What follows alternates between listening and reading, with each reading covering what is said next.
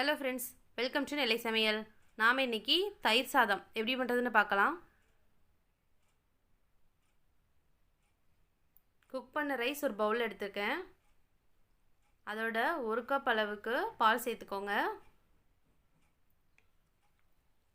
கரண்டி வச்சு நல்லா மேஷ் பண்ணி விட்டுருங்க. மிக்ஸ் பண்ணி அப்படியே மெதுவாக மேஷ் பண்ணிக்கோங்க.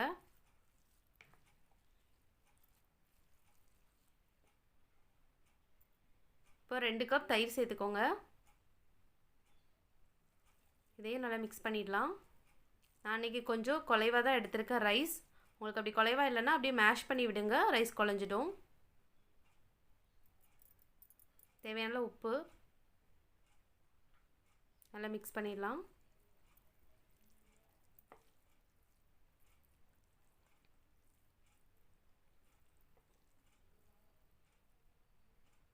இது இப்படியே இருக்கட்டும். நம்ம இதுக்கான தாளிப்பு என்னென்னு பார்த்துடலாம். ஒரு பேனில் 1/2 டேபிள் ஸ்பூன் எண்ணெய் சேர்த்துக்கோங்க. எண்ணெய் சூடானதும் கடுகு 1/2 டீஸ்பூன், உளுந்தம்பருப்பு 1/4 டேபிள் ஸ்பூன், கடலைப்பருப்பு 1/4 டேபிள் ஸ்பூன், குட்டி குட்டியாக கட் பண்ண இஞ்சி 1/4 டேபிள் ஸ்பூன், அதோட 1/4 டேபிள் ஸ்பூன் பச்சை மிளகாய் எல்லாம் சேர்த்து ஒரு நிமிஷத்துக்கு மிக்ஸ் பண்ணிக்கோங்க.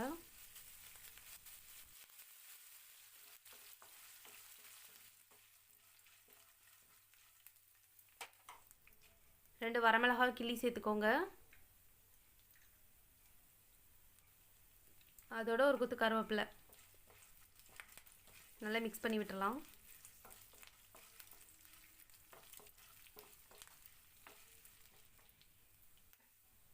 இப்போது இதை நம்ம சாதத்தில் சேர்த்து மிக்ஸ் பண்ணிடலாம்.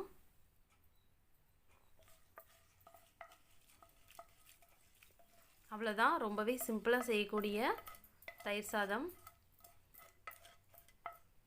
லஞ்ச் பாக்ஸ்க்கு இந்த வெயில் டைமுக்கு ரொம்பவே பர்ஃபெக்டாக இருக்கும். ட்ரை பண்ணி பாருங்கள்.